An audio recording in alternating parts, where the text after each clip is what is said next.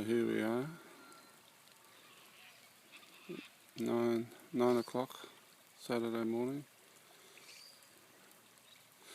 after a very good night rain.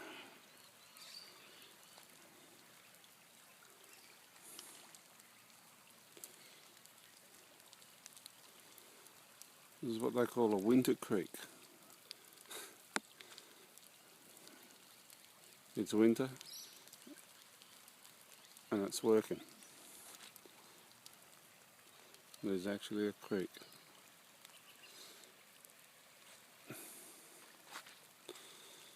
Tanks are full.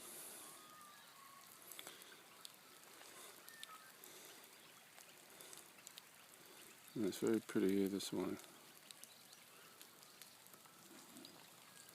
Lots of birds out. Place has turned green just overnight. Amazing.